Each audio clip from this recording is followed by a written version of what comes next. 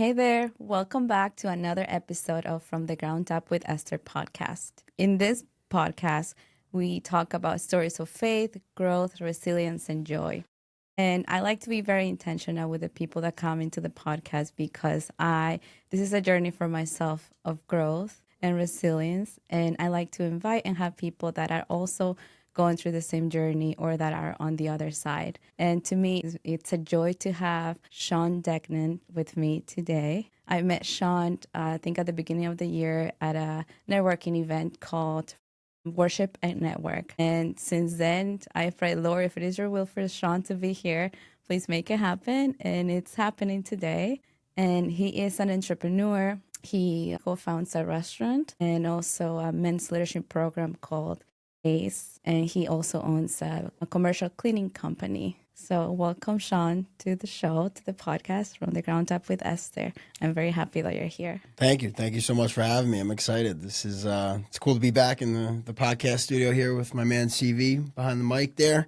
And shouts to Eddie Wazo for connecting us because that's where we met. Yes. And Hugo over there at Worship and Network. So I know it's always great meeting people through other people that you respect. And it was a cool event that we were at, Worship and Network, just kind of meeting new people, talking faith and all good things.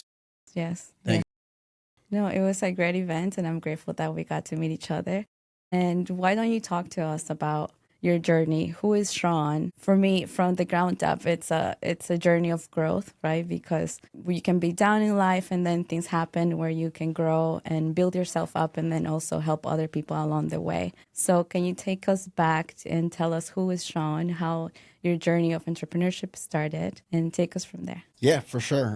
So I grew up in Westchester, New York. I was a lifelong athlete. I've come from a really large Irish family. So my parents both one of seven, lots of aunts, uncles, cousins, siblings, just everybody, kind of around at all times. We had a lot of stuff going on growing up with sports. I think like 6 or 7 different sports as a kid. I tried everything from soccer to hockey, wrestling, football, baseball. And I really enjoyed it. I love competing. I love merit-based things, earning things. And I guess that kind of like athlete mindset that I've had translated after college into the business world. I think there was a time period where I was a bit confused on how to channel that competitive nature for a little while. And I would go to the gym and, I'm a big fitness guy, and we could talk on that after as well, that I still compete in certain things and stuff. But I just really try to figure out a new way to channel that energy, and business became kind of like my new sport. So, from the ground up, it's a great title because, I've been down many times, and I've seen a lot of success in my life as well. But even right before walking into this interview today, I just got a phone call from someone that my cleaning company, we just got fired from a job. So there's many successes, there's many highs, there's many lows. And I like to be transparent with everybody because I think often on podcasts, social media, Instagram, all that stuff, people see so much success from people that are building brands and their personal brand and all that. But there was also a lot of lows as well. And I just experienced, a little minor setback right before we got on here. So it's always humbling. Yes. No, it's good to know that because, like you said, a lot of people don't see the behind the scenes of what it takes to be successful. People only see the end result, but it takes a lot of courage and work to do things, right? Can you take us back to a story or a journey in your life or where you said, I need to grow in this area, or what took you to be an entrepreneur? Yeah. So I was in college. I went to Springfield College in Massachusetts, and I was, just kind of a crazy kid my whole life growing up. I think a lot of people would kind of like characterize me as like a bad kid. I was, as a young kid, kind of like that stereotypical jock. Hated schoolwork. Didn't really do much schoolwork my whole life. I cheated through most of my classes, my tests, all that stuff. And, I really just went to be social with people. And I really loved going to school because I would see people, I would see my friends, and afterwards I would be able to do, my sports and all the athletics. So, I went to college and I basically just had the mindset of like, I'm going to go and meet a ton of people and play football. So I did that. And I got into some serious trouble during my college years. I got into a couple different fights, and that was kind of a big thing. for my friend group and just people I was hanging around. People were getting into fights all the time, going out. A lot of it was alcohol infused and just kind of stupid decisions that led us down that path. So I got a couple of wake-up calls in college where I was almost kicked out of college twice for fighting. And it didn't take long after getting put on suspension from the football team and, 120 hours of community service and things like that to say, all right, what you're doing right now, it's not working anymore, dude. It's not working. You got to change up your tune here. So I started to take things a little more serious once I graduated because by the grace of God, I got through. And, I had that mindset of like, I want to be the best at whatever I'm doing. So football was over. I had to translate that into my new career. So I had an opportunity to go work down in Hunts Point, the South Bronx. It was a wholesale produce distribution company and a great company, huge company, hundreds of millions of dollars in annual revenue. Great place to work, to learn, to grow. I did that for about 8.5, 9 years. And, that kind of ran its course. Throughout that time, I was working overnights. I had requested, this was probably year 6, I believe, year 5 or 6, I requested to start working daytime. So I would finish my day around like 1 p.m. because I would go to work at like 4 or 5 a.m. That was like the daytime shift. I would finish my day and I would get home. I would work out for an hour and then it'd be like 2 o'clock, 3 o'clock. I'm like, what do I do now? I started to just read different books, personal development, mindset, all that stuff. And I started to get a really big interest in business and entrepreneurship. And I kind of looked at those guys as like the superstars. Those were like the celebrities that I idolized. It used to be the athletes. It used to be the Kobe Bryants and, all that Derek Jeters of the world. But now it kind of transitioned to the big business guys, the CEOs, people running these large corporations. So with that extra time I had with my new schedule, I ended up starting planning a painting company. And I was about a month and a half into planning this company. I had a business plan drawn up and everything was going great. And I got a phone call from a buddy from college, buddy Dan McElena. And he's like, hey, what's up, Degs? My nickname's Degs. They call me Degs. Degs, what's up, bro? I haven't seen you in a while. Just checking in. I feel like we should meet. I kind of feel like you're up to something. And I'm like, what do you mean? We ended up meeting and I told him I was planning this company. And he was like, I'm looking to do something outside of my day job. This is perfect. He's like, scratch the painting company. Let's take this business model and just apply it to a cleaning company. So all this work I had done the last 6 weeks, I was like, no, but I'm doing this towards this company. I had names and stuff. And he was like, let's just do it towards a cleaning company. My family's been in the business for like 30 years. My grandfather has vendors. He's got all these different things we could use and learn from, but they're over in Rockland. So we're not competing against them in Westchester. I was like, all right, let's do it. So that really was just the spark of my first business. And I was doing that business while working my day job. I was also bartending. So I had like 3 jobs going on at once, hustling for years. I was down on my hands and knees, scrubbing toilets and, all that stuff. So that was really kind of like the spark of my entrepreneur journey. That's great. I love hearing these stories because sometimes we think we can do things alone, right?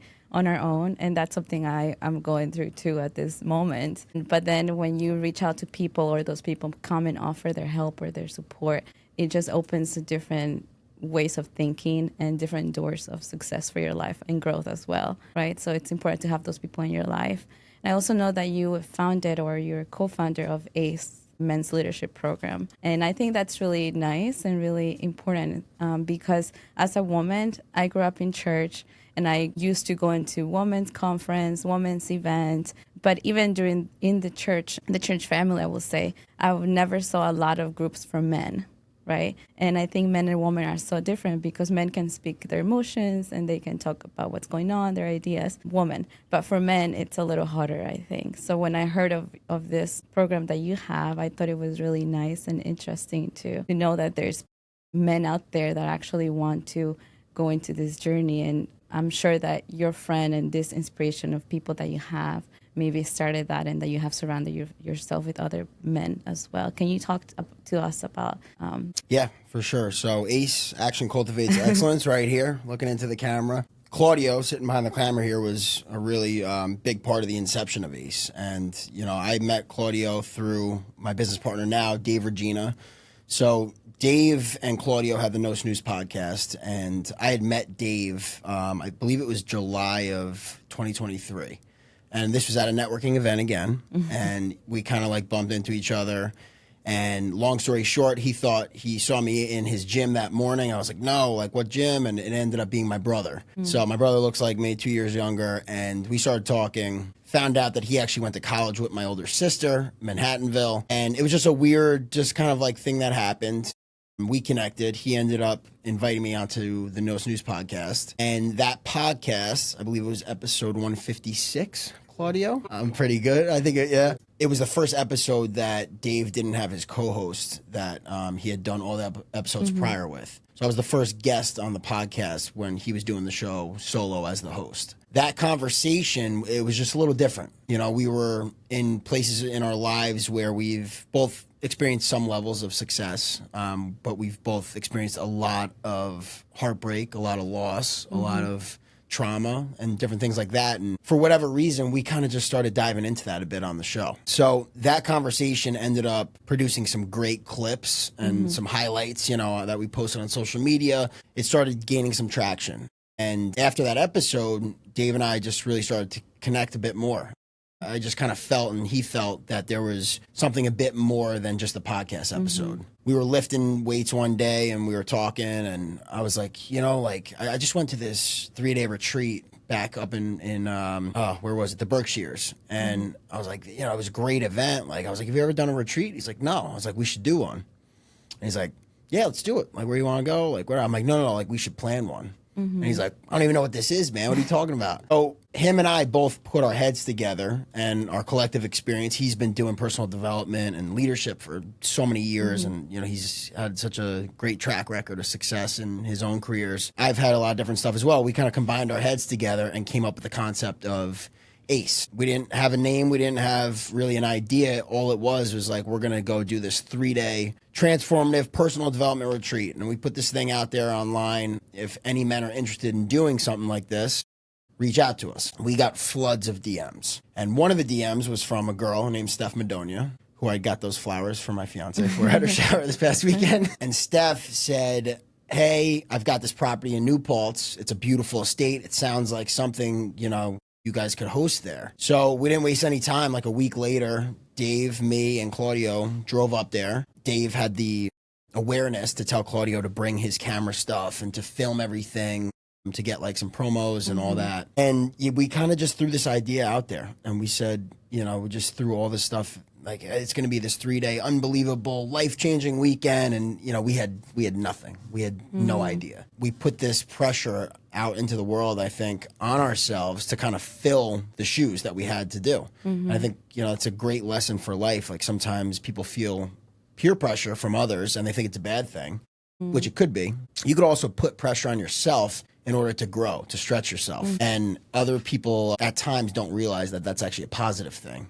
You know, so we've done that a lot, where we've put big goals out there and we've tried to fill those shoes. So ACE was formed. It was a 3-day weekend, February. You know, we were in the planning phases in October, and this was 5 days after we had visited the property. It was Dave's birthday when we visited the property, and 5 days later, after we committed to this house, everything, my dad ends up passing away unexpectedly. And talk about like a curveball of life. You know, we were celebrating my brother's birthday over that weekend prior. My dad was home. We were, you know, having cake. He was having a beer on the couch. Everyone was laughing, all good times and stuff. And then a couple days later, he's in the hospital. And then 26 hours in the hospital later, he passes away.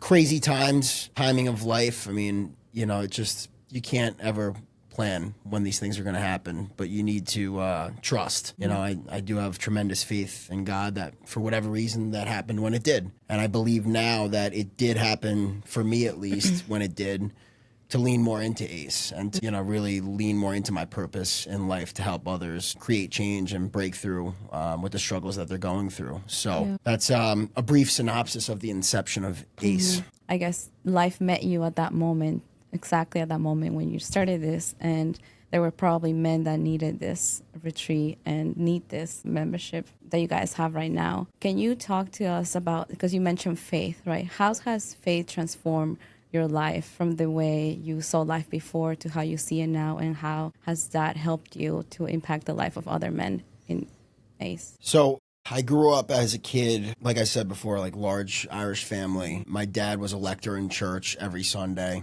I was an altar boy. My brother was. My sisters, and we were just grown up in the Catholic Church. From a young age, I experienced a lot of death in my family, people that were close to us, family members, friends, just a lot of different things where I think our faith was tested often, to be honest. The Catholic Church for me was, it was a crucial part of my life growing up. Even throughout college, when I was in Springfield, I would go to church, I would say probably once a month. I wasn't, as consistent, as I was as a kid and whatever, but I always had faith in my life. After school ended, I graduated college in 2014. A couple years after, I had I would say a bit of a separation from the Catholic Church, and I just didn't resonate really with the message anymore. The priests, the relatability, the way the message was conveyed, and I kind of just distanced myself from my faith in general.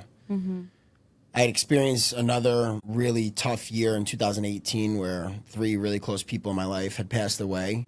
Naturally, I think often when your faith is tested, you go back to your faith. So 2018, I really started to get back into prayer. That was also a similar time when I was really big into my personal development and, business and entrepreneurship. It was a year into my cleaning company. So I had to navigate kind of how I felt about faith and God and just where I landed on everything. And it took a while, to be honest. It took years for me to really be comfortable with my faith again and expressing it. And I've now gotten a lot closer to a non-denominational church in Portchester. And I don't go as often as I would like to, but I pray every day. I read the Bible every morning. I just have a strong relationship of my own with my faith and God. I don't push it on anyone. I don't judge anyone for where they land on their faith, but it's kind of my own personal relationship. And it's carried me through the worst times, but it's also carried me through the best times.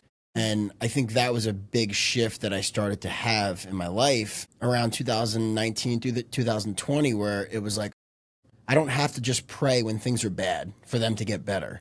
I could also pray to be grateful. I could also pray to say thank you for all that I do have as a daily gratitude practice. And that's where I think my faith kind of shifted, and I was able to appreciate it more and have just a better, healthier relationship with it. So, throughout the last 5 years, that's kind of where I've been.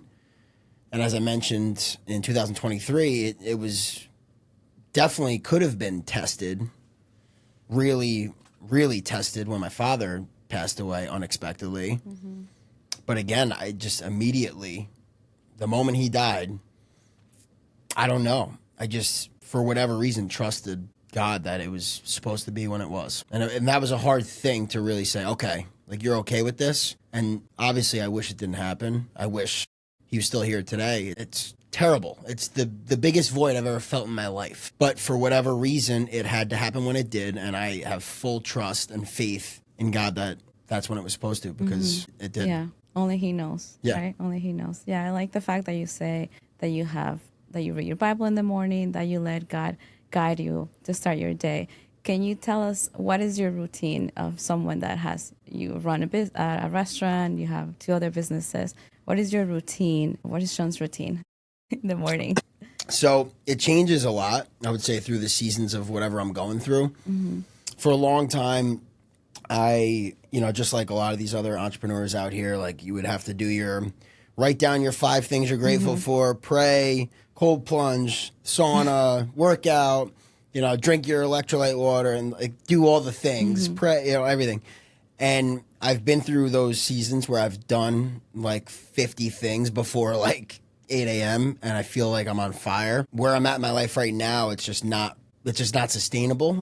It's not realistic, because I do have so much going on. The season I'm in now, I just completed a crazy challenge of running 50 miles in a day, and I did this whole race thing, and I was doing a lot of running, and running really consumed a lot of my life for the good part of 2025. So, I'd wake up, I would read my Bible app, I would read my daily quote of the day on excuse me, a different app that I have, Insight Timer, meditation app, and I would set my intention for the day. And that has been a non-negotiable for the last like 2 years, those two things. Read my Bible app, set an intention, read that quote, and kind of just get my headspace right. I've got this quote on my wall at home. It's from Robert Ward. It's from a book, and I have it on my phone as well over there, but I read that every single morning as well. So when I'm brushing my teeth, when I'm getting going for the day, it's a one-pager that I have blown up on our wall, and it's just really like a reminder of all the highs and lows of life that you're going to go through. At the end, it says, I wish you love to make all the rest worthwhile. So it's like the highs and lows of life, but you're going to go through all this stuff. The biggest, most important thing is love. And every morning I read that. So, that's kind of the start of my day.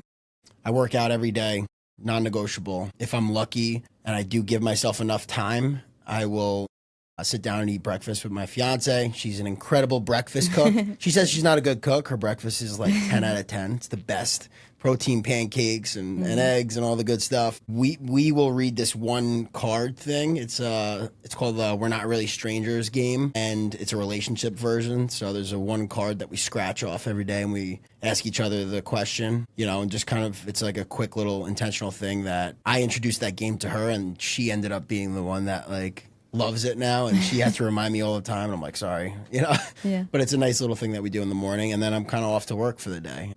Every day it's different. Great. Yeah. It's so important to have those reminders in our lives, right? Because we don't know how the day will turn out. So if you do that in the morning, it's a great reminder to keep you going throughout the day. I love God, and I love speaking about the goodness of God, because I think that everything we have, all the blessings, all the accomplishments that we get, it's to bless other people. And that's what you're doing with all the different ventures that you have. Is there a testimony or a story that you can tell where you saw God's hand right there with you, either for you or somebody else, that blessed you and just changed your life at that moment? Or maybe during your meetings, a story, a testimony of one of the men at ACE. There's so many, I like to call them Godwinks. There's that book, I don't know if you ever read it, Godwinks. You sent it to me. I haven't read it yet. It's but great. It's such a good book. It's a short read. It's so good. And it's basically like the nudges from God, that those little coincidences that there aren't coincidences, it's him kind of working through other people or things or situations. And there's been so many countless Godwinks that I've experienced.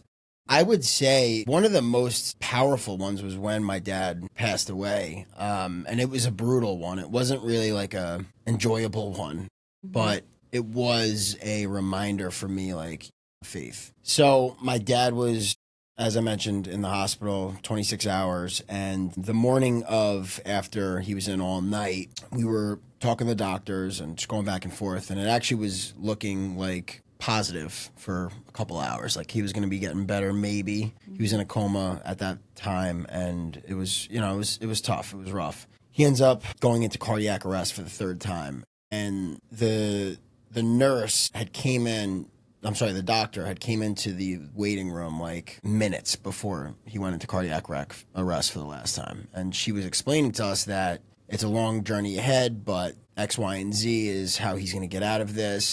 He's not out of this by any means, but it was like a positive conversation. Minutes later, the nurse rushes in, like yelling, "You guys have to get into the room." So I get up, I sprint to his room, which was like right down the hall.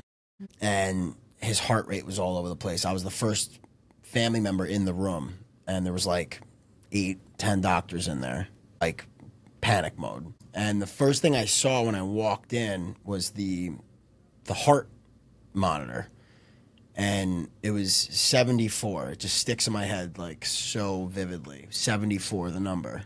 And that was my college football number. And that was a number that one of my family friends had who had passed away. And I took that number in college because of him. And just like a very important number to me. And it was a weird thing that I had just walked in, and his heart rate was on 74 when I walked in, when I was the first one in there. And it was almost like, for me, like him speaking through my father of like, I see you, like type of thing, or almost like a goodbye. Yeah. And it was important because I've held on to that moment, and it was very powerful for me. Yeah. Very specific detail of you. Yeah. I love that. I love because God can, he shows up to in our lives in those little details. So what would you say, because I know throughout the process of you building all these things, right, you have grown as a person, as a professional. And what would you say to Sean, the older Sean that is starting and has all these dreams and ideas? What would you say to him? Like the younger version of myself? Yeah, the younger version of yourself. Oof. Oh, man. I would tell him to buckle up. I think it's entrepreneurship and business and all that gets like really glorified online. And I probably do it too at times and not even realizing it. It's really hard. Entrepreneurship it's really, really hard, and it's not for everyone. And you're going to be tested so much. And, I think I would say to the younger Sean, buckle up, hang in, and remove some of the emotion. I think as a young leader, I was very emotional. And I do think emotion's important in life. I've worked on being more open with my emotions. And through ACE, I've really grown in that regard, my emotional intelligence and my vulnerability and all that stuff. In business, I had lost my temper so many times as a young leader. I mean, I walked into a big company where I was the manager of a group of like 10 guys that were in their 40s and 50s when I was 22, right out of college. And I thought that, I had to kind of pump my chest. I had to be like the big bad boss to get their respect and gain it. And I pushed a lot of people away in those years. And I fell on my face often because I would let my emotions get the best of me. Challenging situations, I'd get angry, I'd get pissed, and I would be verbal about it. I would just do stupid stuff. And I think throughout the years of running different companies, being on different teams, learning from great leaders that, have done great things that I want to do in my life, I've learned that emotion sometimes in business has to get removed in order to see the bigger picture, to see the clear picture. And that's been an important lesson for me, so to really kind of just get control of your emotions, Sean, because you were an emotional mess as a kid. Yeah, well, I like the fact that you say that too, because sometimes we think, yes, pay attention to your emotions, and sometimes we just run with them, right? And don't actually look back and say, stop. You need to stop at that moment. Yeah. So it's good. What has impacted you the most when you meet this men at ACE retreats or the meetings that you have? So I would say it's like alarming. It's really alarming to see how many people are really struggling. And I know for me, and Dave would say the same thing, like when we were younger, we needed ACE so bad. Like the younger Sean that you were just asking about, like the younger Sean needed an ACE. I needed something to help me figure out my emotions, to figure out the death that I was going through in my life and the trauma that caused. I needed all these different outlets that I could feel safe in to talk about. I needed to learn how to open up because I was a blocked off, closed wall. Even in my early days of ACE, a couple of years ago, 2 years ago, 3 years ago, whatever it is now, like I had a lot of growing to do still. And my fiance will tell you, like when we were together in our early years, I was horrible at communicating about my feelings and my emotions and all that. And I've really been working on it. The most alarming thing I would say is like, there's so many people that are struggling. And it's sad at times if you really like just sit there and say, wow, man, this guy's going through this person's going through that. But I look at it, and Dave looks at it, as opportunity to impact people, to help them change their life, experience growth, experience breakthrough, and to have them change the course of their family's life, people in their own lives. So it is sad if you look at it on black and white paper and say, wow, this guy just lost his son to cancer. This guy's going through a drug addiction. This guy's wife cheated on him. This guy cheated on his wife. And it's difficult, I think, to hear a lot of these stories. But again, there's so much opportunity for these people to change. And that's what ACE does. It creates that safe place for them to express what they're going through and not feel judged, and to really say, all right, you want to step up to the plate here? You want to really change your life? Let's do it. Buckle up and let's take some action. And, it's funny because I was listening to your other interviews, right? And in thinking one of them, you said that you've never done therapy, or that you tried, or that you don't believe in therapy. But everything that you're doing is part of therapy. Yep. And helping all these other men that maybe they also don't want to go that route, but they find this available to them. Yeah. It's so I actually do believe in therapy, but for me, okay, it just didn't really work. That type of therapy method, at least for me, one-on-one talking to a therapist didn't work. I believe ACE is a form of therapy, to your point, and it's definitely a huge outlet for me, so I don't think there's a one-size-fits-all method for everyone. Everyone's different, and that's the same thing with leadership. Like, you can't lead every person the same way. You have to be able to be in tune with people's emotions. Are they receptive to this? Okay, they don't like the way you say this, but this guy loves the way you say this. It motivates him. The way you say something to one person might make someone else feel terrible, So there's so many different things that, again, it's just not a one-size-fits-all method. And yeah, I believe for me personally, ACE is my therapy. Since you mentioned leadership, right? What is a quality of a leader that you admire and that you have applied into yourself and that you can say are applying it with other people? So there's so many great qualities I think leaders need to have. I believe that I have a lot of them, but I'm missing a lot of them too, because I'm working on them. I want to every day become a better leader, and I learn from so many great leaders on a daily basis. I would say the biggest quality you need to have is humility. Like, as a leader, I heard a story the other day, and one of the girls on our team, I won't say her name, but she got hired at a place and she started working there. I think she worked like 4 or 5 shifts, and it's this new career change that she's doing. She works at the restaurant still on the side, and she was kind of having doubts about the person that hired her. And she was explaining a story to me about how the woman who owns the company said something to her. I was like, wait, did she say it like that? And she was like, yeah, she said it like that. Like, she said, my employee. And it was like, my employee, and, this is, you work for me. Like, there's key words there. And when I hear that stuff, I think you're naive. You're not fully aware of how leadership works. And you've got an ego problem. And that used to be me. So I'm not speaking from the podium here telling people that they're bad and this and that. But if you're that person that says, my employee, you work for me, you do this is it's just, that doesn't create a team environment. That doesn't promote team culture. You're downgrading. You're saying, in a sense, that you're better than that person for whatever reason because of your title. So you'll never, ever hear me say my employees or, you work for me. It's my team. We're on a team, you work with me. I work with you, So it's just, humility, I think, is a really important quality to have. And when you're a young, naive leader, even older leaders, people with ego problems, you don't realize that. And, you build so much more respect from your team when you work alongside them, and you speak the words that resonate with them. You don't downgrade them. You might not think you're downgrading them by saying, you work for me, my employee. Because technically, is that the case? Yeah, it probably is. On paper, you're the owner of their company? Okay. Yeah, they are your employees. Don't say it that way. That's true, because everything, if you didn't have them, then you wouldn't be able to have There'd the be company. nothing. Exactly. That There'd be serves nothing. other people, right? And the environment, it matters too, because the way they feel is the way your clients, your customers will feel. So that is a good point.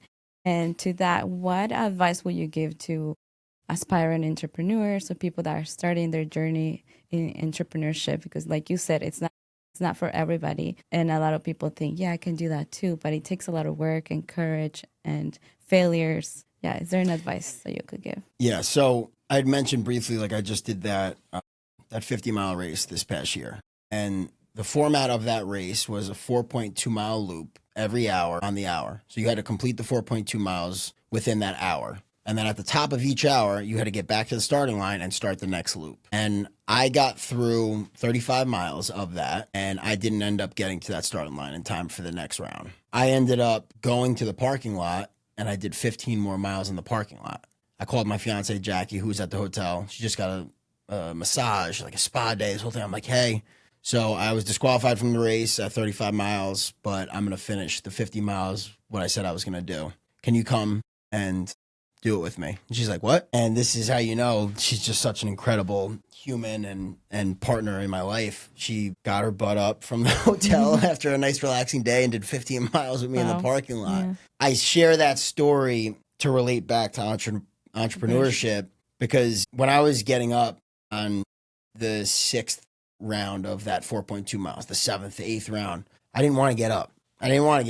I was tired. My body was broken, mentally drained. I was doing it for hours. And that's what entrepreneurship is. It's brutal. Is it amazing? Yes. But it is very, very difficult. And the successful entrepreneurs are the ones that are willing to get back up and say, I'm going back out there. I'm going to finish what I set out to do. So in that moment on my 50-mile race, I technically was disqualified from the race at 35 miles, but I had a goal on my list for 2 years to do 50 miles on foot. My new goal is 100 miles on foot that I want to do in 2026. Yeah, that's a lot. And I might fail again, but I'm going to continue to work towards that goal until I get there. And entrepreneurship is the same thing. You're going to get beaten down so many times. You know, if you really dive all into this thing, whatever your field is, I don't care what you do. If you run a restaurant like me, a commercial cleaning company, or if you have a podcast studio like Claudio, if anything you do, it's going to be ups and downs in life. There's going to be moments when you want to quit. Those moments when you want to quit, most people will quit. So if you just hang in one more, you're ahead of that whole curve. You're ahead of that pack that quit. And there's so much more opportunity for you to succeed. Yeah. I like the fact that you said you call your fiance and then you did it yourself, right? And sometimes I think it's important to, like you said, just believe in yourself that you got to do it alone sometimes, right? And there were no other people to clap for you but yourself and your fiance. So yeah, I think that's life. We just have to push ourselves and just keep going. So I really, that's an important message, I think, for everybody. And you also mentioned, sometimes you want to quit or, that temptation will come. Can you share a story of where you wanted to quit or where you said, I can't quit? Like, is there a story behind this? I've got a great story. It's like traumatic to even say it. It's so bad when we opened the restaurant, the first night of the restaurant. So we opened April 15th, tax day of 2023. The Sale House restaurant. And I had started building out, planning the restaurant with my business partners.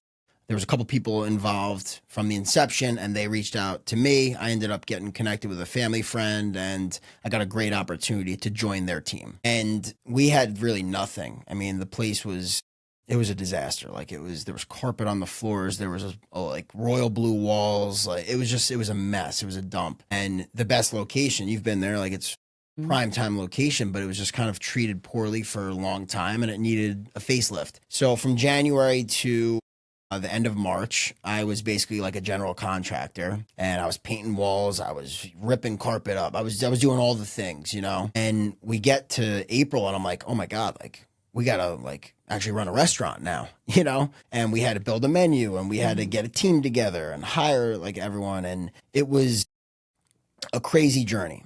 And from January to April 15th, it was very hard and difficult, but we got to that point and I was like, wow, we're here. It's opening day, and we had probably 500-600 people show up on the first day. It was chaos. My business partners are from Ardsley, 2 brothers, one of his best friends. He's an Ardsley guy. I'm from Irvington. The restaurant's in Tarrytown. We all come from huge families. It was like a huge success for opening night. That amazing flood of people that came in, it was very encouraging. And then everything started to go wrong. Everything.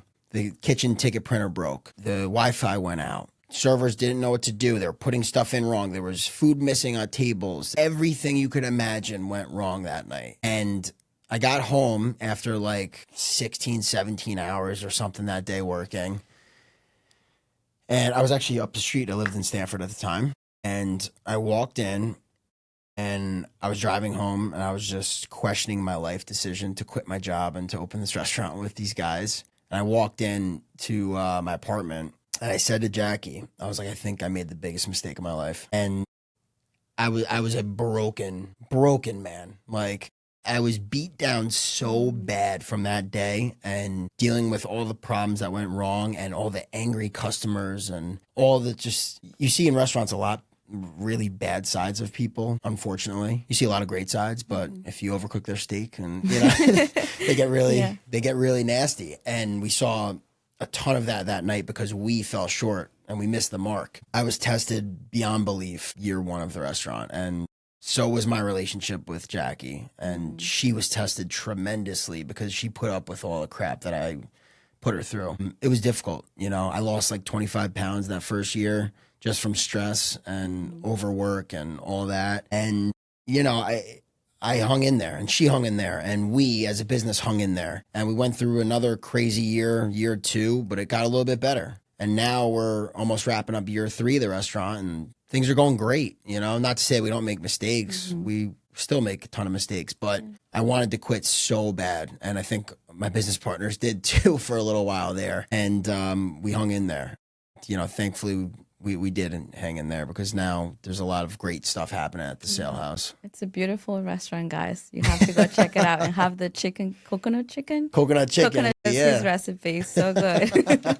Yeah. So I'm glad you kept going. And what is there, because I interviewed another entrepreneur 2 weeks ago and he mentioned it's important to have your why, right? So you don't quit. What is your why? So there's a couple of things that I always like go back to, and I would say, one of like my mantras, it's from John Maxwell, is everything worthwhile is uphill. So, you know, I'm just someone that always seeks challenge and growth. So, you know, I'm always looking for that bigger challenge in life, whether it be in business, in life, anything. Like I just mentioned Jackie's bridal shower that she just had. I wanted to bring in the biggest bouquet I could find. So big. And that's just kind of like how I live my life. Like, and it's not to be flashy. Like I don't care about that stuff. It's just like I want to be the best. And it's not an ego thing by any means. It's just I am competing with myself to become the best version of myself. And my why is really to be at the end of the journey, at the end of the road, whenever that is,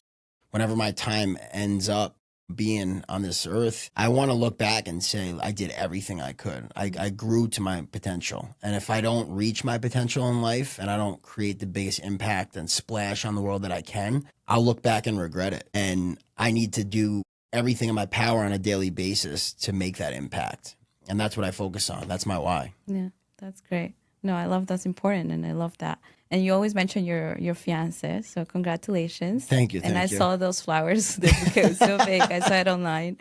How do you guys meet? Maybe share with us a little bit of that joy. Yeah. So I started my cleaning company in 2017, and Gigante's restaurant, which is in Eastchester, another amazing restaurant, was opening in 2018. So I got an opportunity to sponsor an event at their restaurant in 2018. And the woman running the event ended up asking me to go to the restaurant before they opened, check it out, get some apps. And, you know, it was like a private, like little like friends and family thing they were doing. So I went there. I met the guy who was running the restaurant, Lou Gigante, who ended up now, it's my future brother-in-law. I met him there and cool guy, whatever. I ended up going to a barbershop in White Plains. I was there for like 12 years. I would see him at the barbershop. So after I met him, I'm like, oh, he's got the same barber as me, whatever. I follow him on Instagram.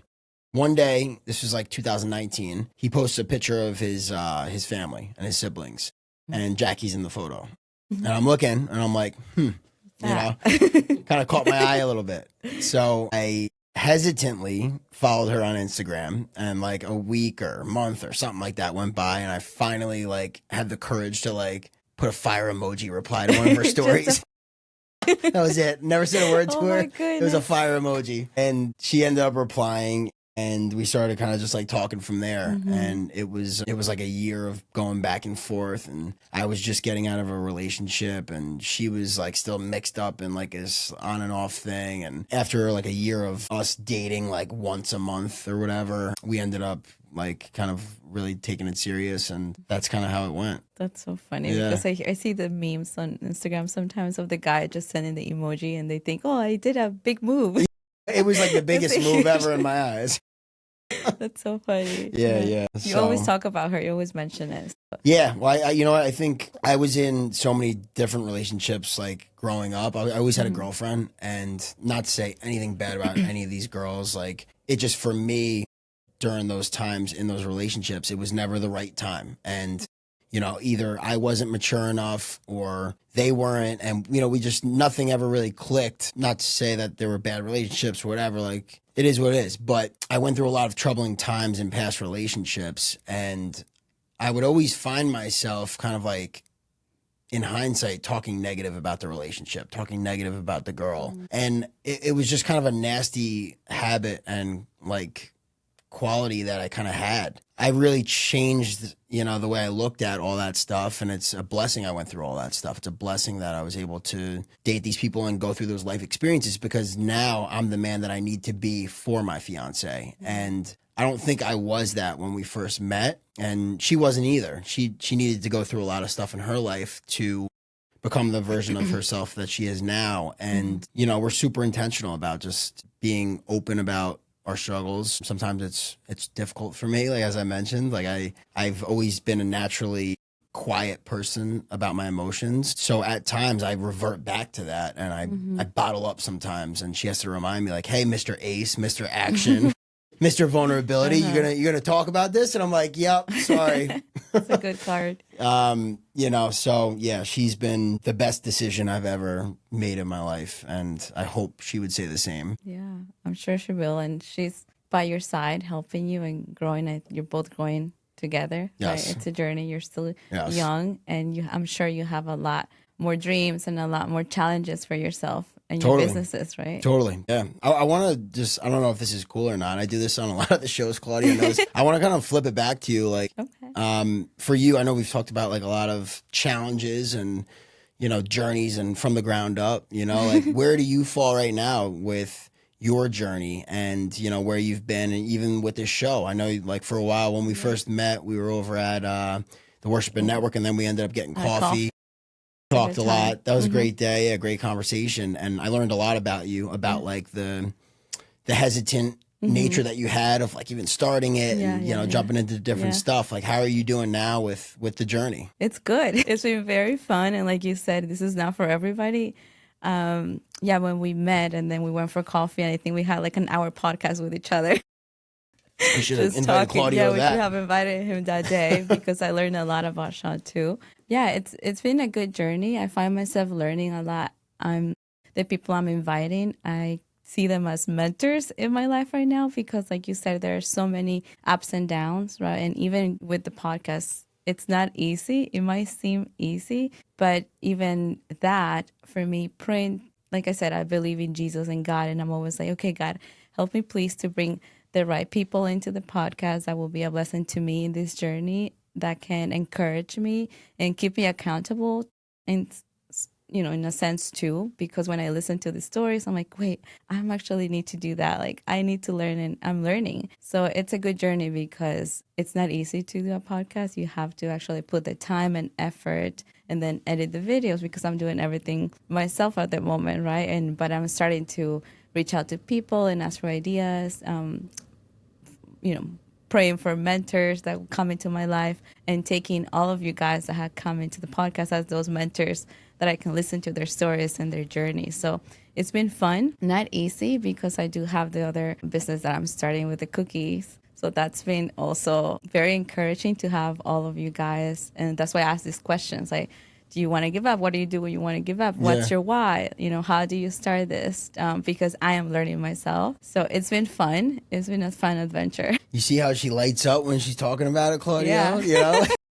I can talk about this all the time. Yeah, it's good. That's awesome. It's exciting. It's exciting, and I love it. I love it. And I did the speaking school with Brandon, Brandon. So that's been very helpful as well, because I met another group of amazing people. And like you said, having those people, like when you first started, you had an idea for a business, and then your friend called you and he told you something else. So having those people and getting into community that can help you grow, I'm learning that it's so important, because I can't do everything myself, right? No. Like, you need these people, you need these communities, you need people that are actually building something too, because you learn from them. Yeah. I think so often, like, I know guys especially too, like they kind of have like that lone wolf syndrome and I had it for such a long time, where like I could do it all myself, and it's just kind of like that outdated model of thinking that like you're going to push through this thing alone, and you're going to grow and build this thing all on your own. And anyone who ever says that, I'm like, you're missing it, man. You're missing it. If you're this successful and you're doing it alone, imagine how much more successful you'd be if you had a team and a community to support you and help build. So it's an important thing to be able to be humble enough to say, I need help, and these people can help me get to my goal, and I could probably add a lot of value to them too. Yeah. You know, and that's what a lot of these communities do, whether it be ACE or Brandon's Warm Heart Life and Speaker School, Worship and Network. There's so many amazing things going around the tri-state area that there's a lot of opportunity. And so people that say that they don't know what to do, or they don't have the tools, or they don't have the community or people around, just put yourself out there. Yeah, you know, because there is a lot of great stuff out there. You have to put yourself out there, seriously, because for me, and sometimes we want to do things alone, and not even just men, maybe this is my experience too, it's the trust issue. Like, see if you can trust, because we all go through different things in life, different traumas, different stories, and sometimes you weren't able to trust people. So now I find myself going into these spaces. I love people. I'm very social. I love to network. But now it's time for me to ask for help, right? So I'm like, okay, I need to ask, and I need to ask for advice, ask for help, and finding those communities and putting myself out there with the podcast. I wanted to do it for a long time, but I had no idea how. But then I felt inspired by other people, and then I started just getting into community. Like Worship and Network opened so many doors, and like I met you, I met another group of people, and then I don't know how I connected with Brandon. It just happened. It spirals, yeah. But that's what happens, I think, when you're leading into the right things, right? And you're finding alignment, and you're following that path, you know? Because when we met for coffee that day, you had given me a little bit of a background on, you know, your work history and just kind of where that all was, and now you're following, you know, some passions. You're following some stuff that I think gets you excited. And it was the same for me. Like, I had a great job for a long time. I was making a lot of money, and it was good on paper, but like I wasn't really fulfilled, and it wasn't really what I wanted to do with my life. It served its purpose for a season, but I outgrew it. And once I started following some of my passions and some things that I really wanted to do with my life, that's when, you know, the alignment piece really started to fall in. Yeah, it is true, because sometimes, like you said, with work, it might not be what you want to do, but then you got to put yourself out there and find other ways to be creative and find joy in, right? Or to serve other people. Totally. Because at the same time that I'm learning, I'm sure other people are watching, are learning from me too. That makes me happy that they can say, oh, I needed that. Oh, it's so good that you're doing that. And sometimes I don't even know, and people just tell me, okay, you know, I'm happy that brought you joy, because it brings me joy too. So yeah, it's been a fun journey. That's beautiful. To do this. Yeah, and I'm happy to be here and finally having this podcast. Yeah, it's great. And meeting Claudio. It's exciting. It's amazing. Yeah. Well, thank you for joining me, and thank you for sharing your story. Is there anything else you would like to say? Remind people about ACE. When is the retreat that you guys are having? Yeah. So, I mean, no, just thank you again for having me on. This has been an awesome conversation. It was a couple months in the making, and I'm glad we ended up getting it Finally, getting it working, you know, piecing the schedules together. So, again, thank you so much, and congratulations on getting it going. Thank you. It's cool to see. But yeah, so ACE, Action Cultivates Excellence. Where are we at? Camera. October 17th to 19th, you could find us in Windham Mountain, upstate New York. We've got our 3-day men's leadership and personal development retreat. It's for every walk of life. It's for people that are just starting out. It's for people that are going through a really tough time in their life. It's for people that have succeeded a lot in their life and want to take their success to the next level. You know, so check us out, acesanctuary.com. You can check me out on Instagram at Sean.Degnan. Check out Dave Regina, my business partner, my other ventures, the Sail House Tarrytown Restaurant, and AI1 all-in-one commercial cleaning. Nice. Lots of good stuff. Yeah. Yes, we're trying. We're exciting. trying. Yeah, I can't wait to hear stories about ACE retreat. Yes, That's going to be exciting. Well, thank you everyone for joining and for listening to this story of success and entrepreneurship. I hope that you keep following along, and you can subscribe to the channel and also listen on Spotify, Apple, and iHeartRadio on From the Ground Up with Esther. Thank you guys, and please subscribe, and I will see you next time. Bye-bye. Peace. Peace. Long day filming. I'm starving. Have you tried Mary's Alfajores? What is that? Those are melt-in-your-mouth cookies filled with dulce de leche, homemade Peruvian cookies. They melt in your mouth, so you gotta try them. Where can I get them? You can get them on Mary's Alfajores on Instagram. You can send a message, and I will send you all the details there. CV, you in? Let's go get it. Let's go now.